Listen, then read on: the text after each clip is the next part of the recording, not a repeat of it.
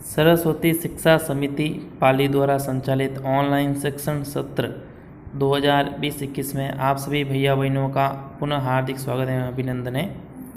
तो जैसा कि हम पिछले वीडियो में पढ़ चुके हैं कि कक्षा 7वीं विषय गणित के दूसरे अध्याय भिन्न एवं दशमलव संख्याओं के पहले प्रकरण में हमने तुल्य भिन्न का अध्ययन किया था।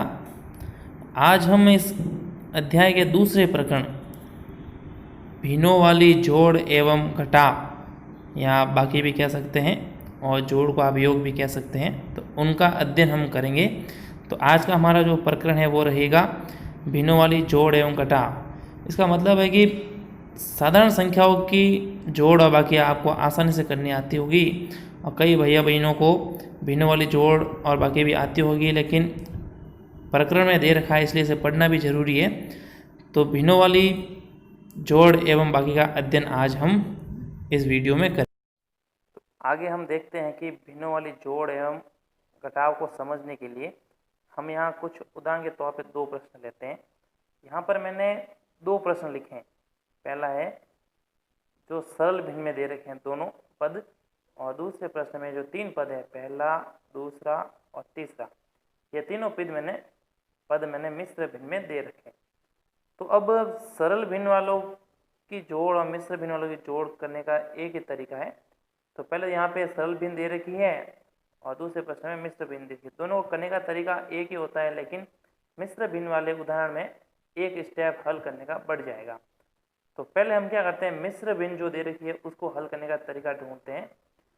तो पिछले वीडियो में हमने पढ़ा था, यहाँ पर एक मिश्र भिन्न दे रखी है। तो मिश्र भिन्न वाले जो जोड़ दे रखी है उसकी अगर जोड़ करनी है तो पहले जो मिश्र भिन्न दे रखी होगी उनको हमें सरल भिन्न में बदलना आवश्यक है। तो सरल भिन्न में बदलना हमने पिछले वीडियो में सीखा था, तो उसी का प्रयोग करते हुए यहाँ पर जो हमें मिश्र भिन्न दे रखी है उन तीनों मिश्र भिन्नों को हम सरल भिन्न में बदलेंगे। पहली मिश्र भिन्न जो दे रखी है यहाँ पे लिखा है 5/2/5। दूसरी मिश्र भिन्न है 7/2/9 और तीसरी मिश्र भिन्न जो दे रखी है 2/1/10। अब इन तीनों मिश्र भिन्नों को पहले हमें सरल भिन्न में बदलना आवश्यक है। तो हमारे पास यहाँ पे पहली मिश्र भिन्न है 5/2/5। उसको सरल भिन्न में बदलने के लिए तरीका वही है कि नीचे वाली जो हर में संख्या लिखी है उसको इससे गुणा करना है। तो 5 को मैंने 5 से गुणा कर दिया, होते हैं 25, और ऊपर संख्या को उसमें जोड़ देना। 25 में 2 जोड़ने पर हो जाते हैं 27। तो इस मिश्र भिन्न का सरल भिन्न में रूपांतरण हो गया 27/5। इसी प्रकार दूसरे पद में भी ऐसे प्रकार करना है। 7 को 9 से गुणा कर दिया 63, और 63 में 2 जोड़ दिए 65, और नीचे 9 ऐसे के ऐसे। इस अंतिम पद में 10 को 2 से गुणा कर दिया 20, और 20 में 1 जोड़ दिया 21/10। अब इस प्रकार का ये जो प्रश्न दे रखा था मिश्र भिन्न वाला, उसको भी हमने सबको सरल भिन्न में बदल दिया है। तो उसको भी अब हल करने का तरीका जो इस पहले उदाहरण का रहेगा वो उनका भी रहेगा। अब हल करने का तरीका है, सबसे पहले मिश्र भिन्न को सरल भिन्न बदलना है। उसके बाद मुख्य बात ये होती है कि जो हर में जो हमारे पास संख्या होती है, यहाँ पे हम इस प्रश्न में 2 पद है तो हर में 2 संख्या है 9 और 12। इसमें 3 पद है तो इसमें 3 संख्या है 5, 9 और 10। तो किसी भी प्रकार की जोड़ और बाकी भिन्नों वाली हल करनी हो तो जो पद नीचे दे रखे हैं हर में, उनका आपको लसब ज्ञात करना है। LCM कह सकते हैं, या फिर पूरा नाम कहे तो लघुत्तम समापवर्तय। तो सरल भाषा में हमें इन दोनों संख्याओं का लसब ज्ञात करना है या LCM ज्ञात करना है। तो लसब ज्ञात करने का तरीका वही है, आप रफ काम में भी कर सकते हैं और यहाँ पर भी करके देख सकते हैं। लसब ज्ञात करने का तरीका जो है आता हुआ सभी भैया बहनों को, फिर भी एक बार हम करके दिखा देते हैं। संख्या है 9 और 12, इन दोनों संख्याओं का हमें लसब ज्ञात करना है। उसी प्रकार उसमें 3 संख्याएं हैं 5, 9 और 10। 3 संख्याओं का वहाँ पर हमें लसब ज्ञात करना है। तो इसमें है 9 और 12, इनका लसब ज्ञात करने के लिए पहले हमने इसमें विभाजित करने वाली संख्या का भाग देना है। 9 जो है 2 से विभाजित नहीं होते, 12 जो है 2 से विभाजित हो जाते हैं। तो 2 का मैंने इसमें भाग दिया, 9 में नहीं जाता, 9 ऐसे ऐसे लिखना है, और 12 में दिया आ जाते हैं 6। फिर वापस आपको 2 का भाग देना है, 9 में नहीं जाता है और 6 में गया 3 बार। और फिर देखना है 2 का भाग जो है 9 में भी जाता है, 3 में भी नहीं जाता। अगली अभाज्य संख्या 3 का भाग देके देखते हैं। आपको देख कर आसानी से लग जाता है कि 3 का भाग 9 में भी जाता है 3 बार और 3 में भी गया 1 बार। वापस 3 का भाग दिया तो यहाँ पर भी 1 आया, यहाँ पर भी। तो अंतिम उत्तर 1 आने तक आपको इसका लसब ज्ञात करते जाना है। तो यहाँ पे हमारे पास जो एलसीएम है वो आएगा, इन सभी अभाज्य संख्याओं का गुणा करना है। तो 2 इंटू 2 इंटू 3 इंटू 3, 2 दूनी 4, 4 तिया 12, 12 तिया 36। तो इसका एलसीएम जो आया वो 36। तो जो एलसीएम आता है उसको आपको यहाँ पे एक लाइन खींचते इस प्रकार यहाँ पर नीचे लिखना है। आशा करते हैं सभी को ये समझ में आया होगा। इसी प्रकार इधर दूसरे उदाहरण उसमें भी हमें आपको एलसीएम दे रखा था, उसका भी आपको एलसीएम ज्ञात करना है। तो पहले 2 का भाग 5 में नहीं जाता, 9 में या 10 में गया कितनी बार, 5 बार। अब 2 का भाग इन तीनों संख्याओं में किसी में भी जाता, तो 2 के बाद हम देते हैं 3 का, 5 में नहीं जाता, 3 का भाग 9 में 3 बार और वापस 5। फिर वापस 3 का दिया, 5 में नहीं जाता, 3 में गया 1 बार, वापस 5। तो अब 3 अभाज्य संख्या थी जो पूरी हो चुकी है। 3 के बाद अगली अभाज्य संख्या है 5, तो उसका हम 5 का इन सब में भाग देंगे। तो 5 का भाग 5 में 1 बार, इस 1 को आप ऐसे लिखें, वापस 5 का भाग 5 में। तो अंतिम उत्तर हमारे पास 1 1 1 आ चुके हैं। तो अब हमारे पास इनका भी एलसीएम ज्ञात करना है। तो इन सबको आपस में हम गुणा कर देते हैं। 3 को 2 से गुणा कर दिया 6, 6 को 5 से करने पे, सॉरी यहाँ पे 3 लिखा, 3 लिखना पड़ेगा, हमें गलती से लिख दिया था। 2 को 3 से कर दिया 6, 6 को 3 से कर दिया 18 और 18 को 5 से करने पर 90। तो इस संख्या का एलसीएम आया 90, तो उसको यहाँ पर नीचे लिखना है। ये सब काम आप रफ में भी कर सकते हैं और चाहे तो इसके अपनी नोटबुक में इसके पास में भी लिख के कर सकते हैं। अब अगला काम जो रहेगा वो सब में समान तरीका ये एलसीएम लेने के बाद इस नीचे वाली संख्या का इसमें भाग देना है। ध्यान रखना, याद रखिए एक ही तरीका है, इस नीचे वाली संख्या का इसमें क्या देना है, भाग। 9 का भाग दिया हमने 36 में, 4 बार भाग जाता है। तो जितनी बार भाग जाता है उसको इस ऊपर वाली संख्या से गुणा करके यहाँ पर लिखना है।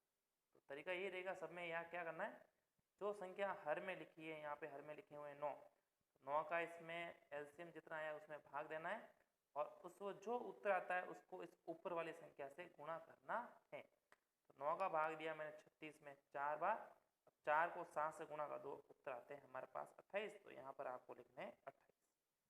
फिर प्लस का निशान है तो प्लस लगाएंगे, और अगर यहाँ पे माइनस यानी बाकी का निशान है तो यहाँ पे आप बाकी का निशान लगाएंगे। वापस अगले पद में भी यही करना है। वापस 12 का भाग दिया मैंने 36 में, 3 बार जाता है। तो जो उत्तर आता है उसको अब उस ऊपर वाली संख्या से गुणा करना है। तो 12 का भाग दिया 36 में 3, 3 को 5 से गुणा कर दिया 15। यहाँ तक सबको समझ आया होगा। तो अगला काम है यहाँ पे बराबर लगा सकते हैं, आगे भी कर सकते हैं और यहाँ पर नीचे पे भी लिख सकते हैं। तो 36 के नीचे 36 लिखने हैं। ऊपर वाली संख्याओं में देखना है, अगर निशान प्लस का है तो उनको जोड़ देना है और अगर निशान माइनस का है तो उनको घटा देना है। तो यहाँ पर हमारे पास निशान प्लस का है तो उनको हम जोड़ देंगे। तो दोनों को जोड़ने पर 8 और 5 13 का 3, हासिल का 1, 2 3 और 1 होते हैं 4। तो इस वाले पहले उदाहरण का उत्तर आ गया 43/36। अब हम अगले उदाहरण जो हमने यहाँ पर इसका एलसीएम ढूंढा था उसका एलसीएम आया था 90। उसका भी इसी प्रकार करना है। 5 का भाग दिया 90 में मैंने 18 बार भाग जाता है। 5 का भाग दिया 90 में 18 बार। तो यहाँ पर हमने 5 का भाग दिया 90 में 18 बार गया। 18 जो उत्तर है उसको अब हमें 27 से गुणा करते हैं। तो संख्या यहाँ पे बड़ी हो चुकी है तो आप रफ पेपर का उपयोग कर सकते हैं। 27 को 18 से गुणा करना है। 7 को 8 से कर दिया 56 होते हैं, 56 का 6 असल के 5, 8 और 2 से कर दिया 16 और 16 और 5 21।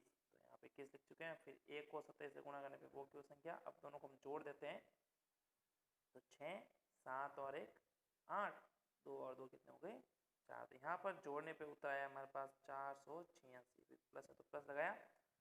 वापस 9 का भाग दिया हमने 90 में 10 बार गया। आप आसानी से दे सकते हैं भाग। और 10 को 65 से गुणा करना है। तो 10 को 65 से गुणा करने का बहुत ही ईजी है कि 10 से गुणा करने पर यानी उत्तर आएंगे हमारे पास 650। तो यहाँ पर आया 650। वापस प्लस है तो प्लस का निशान। फिर वापस हमने पुनः 10 का इसमें 90 में भाग दिया, 9 बार गया। 9 को 21 से गुणा करना है। 9 को 21 से गुणा करेंगे। 9 एकम 9 और 9 दूनी 18, 189। तो यहाँ पर अगला उत्तर आया हमारे पास 100।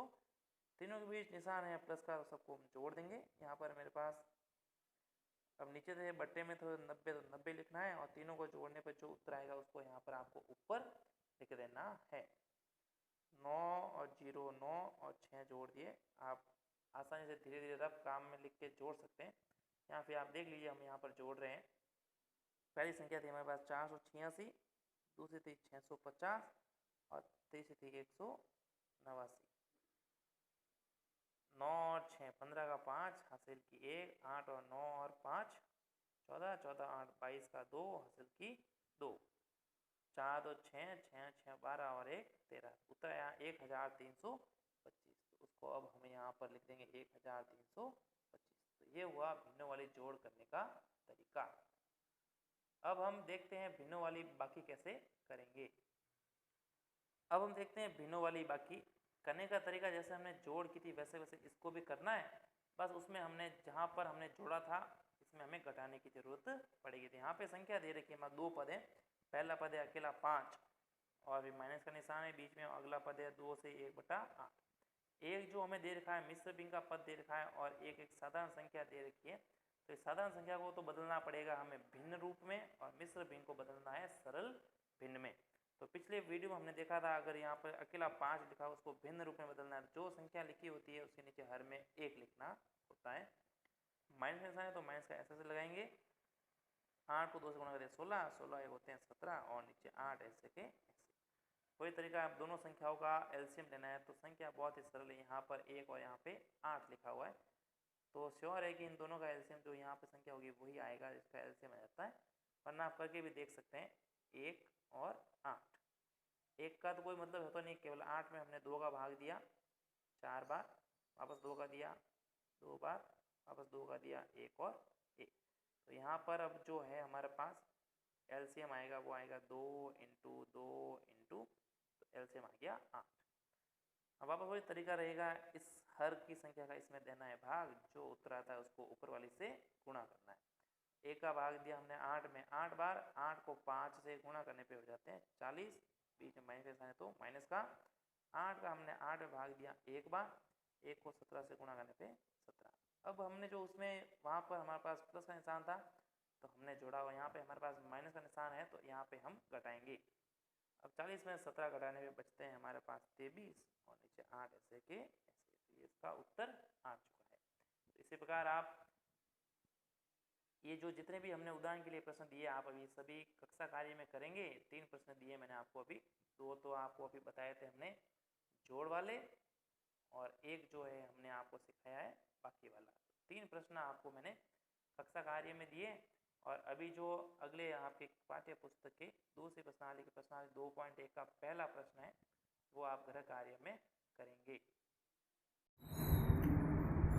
आप सभी को जो अभी वीडियो में समझाया गया था, जितने भी प्रश्न मैंने उदाहरण के लिए दिए थे वह सभी आप कक्षा कार्य में करेंगे, तथा अपनी पाठ्य पुस्तक के दूसरे अध्याय प्रश्नावली 2.1 का पहला प्रश्न, इसके अंदर 7 प्रश्न दे रखे हैं, उन 7 प्रश्नों को आप गृह कार्य में हल कर आसानी से समझेंगे। धन्यवाद। और अगले वीडियो में हम इसके अगले प्रकरण का अध्ययन करेंगे।